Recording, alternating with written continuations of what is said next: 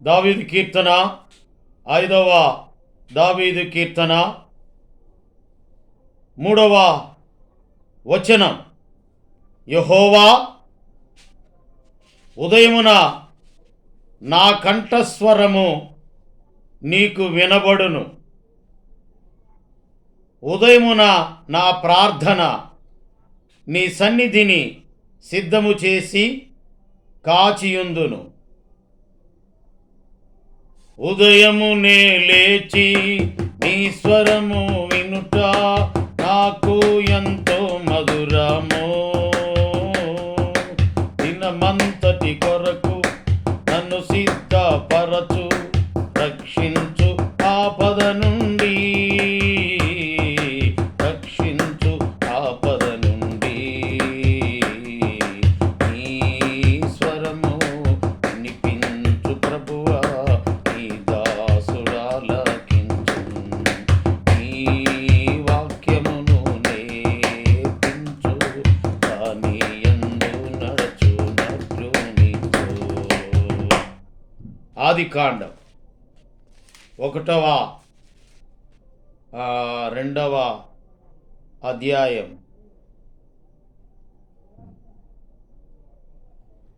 ప్రతి ఉదయమున అనగా 3వ అధ్యాయం చల్లపూటన ఆదామును అతని భార్యయు తోటలో సంచరించుచున్న దేవుడైన యెహోవా స్వరము విని, ప్రతి ఉదయం చల్లపూట పెందలకడని దేవుడు స్వప్నంలో కలలో మాట్లాడే దేవుడు. సమూయేలుతో ప్రతి ఉదయమున పెందలకడని మాట్లాడిన దేవుడు, ఆదాముతో మాట్లాడిన దేవుడు, సమూయేలుతో మాట్లాడిన దేవుడు, యేసు ప్రభువారు ప్రతి ఉదయం పెందలకడని లేచి ఇంకను చాలా చీకటి ఉండగానే బయలుదేరి ఆయన ప్రార్థన, ఆయన పెందలకడని లేచి ఇంకను చాలా చీకటి ఉండగానే బయలుదేరి అరణ్య ప్రదేశమునకు వెళ్ళి అక్కడ ప్రార్థన చేయుచుండెను. ప్రతి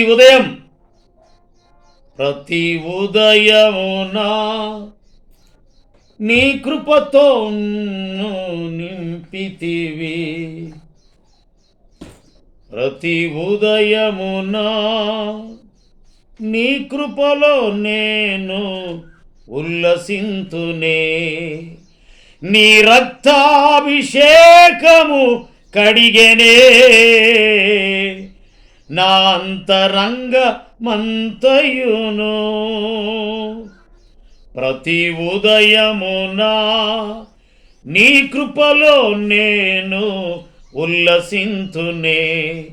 నీ రక్తాభిషేకము కడిగెనే నా ప్రాణాత్మ శరీరమును. నా విమోచన గానము నీవే, నా రక్షణ శృంగము నీవే. నా విమోచన గానము నీవే, నా రక్షణ శృంగము నీవే. పాడనా మౌనముగానే స్తుతి కీర్తన, చూడనా ఊరకనే నిలిచి నీ పరాక్రమ కార్యములు. యేసయ్యాని సహజీవనం నా ఆశలు తీర్చి తృప్తిపరచనే. యేసయ్యా నీతో సహజీవనం నా ఆశలు తీర్చి తృప్తిపరచనే. ప్రతి ఉదయమున నీ కృపలో నేను ఉల్లసిత్తుని. అలాగా ఉదయమున నా కంఠస్వరము నీకు వినబడును. ప్రతి ఉదయం దేవుని సన్నిధిలో దేవుని స్వరం వినడానికి కంఠస్వరము, మొదటిగా కంఠస్వరము వినబడాలి. దేవుని వాక్యం సెలవిస్తూ ఉంది. సమూయేలు పాడుతూ ఉన్నప్పుడు దావీదు, యెహోవా నా కాపరి, నాకు లేమి కలుగదు, పచ్చిక గల చోట్ల పరుండజేయుచున్నాడని ఆయన ఉదయమున కంఠస్వరం వినబడినప్పుడు ఆ గొర్రె పిల్లలు చాలా చక్కగా ఆ స్వరమును విని ఎంతో ఆనందిస్తూ ఉంటాయి. డేవిడ్ బ్రైనార్డ్ ఆయన రెడ్ ఇండియన్స్ మధ్య దేవుని వాక్యం తీసుకొని వెళ్ళినప్పుడు చాలా ధనవంతుడు ఆయన, డేవిడ్ బ్రైనార్డ్.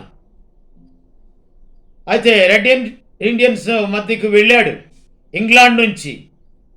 అయితే అక్కడున్న వాళ్ళు వారి మీద కోపం, ఇంగ్లాండ్ నుంచి వచ్చాడు, ఇతన్ని కొట్టి చంపాలా డేవిడ్ బ్రైనార్డ్ అని అనుకుంటున్నప్పుడు, ఆయన ప్రార్థన చేసుకుంటూ భాషలతో ప్రార్థన చేస్తున్నప్పుడు ఒక సర్పము ఆయన దగ్గరకు వచ్చి అలానే పడగ విప్పి అలానే చూస్తూ ఉంది.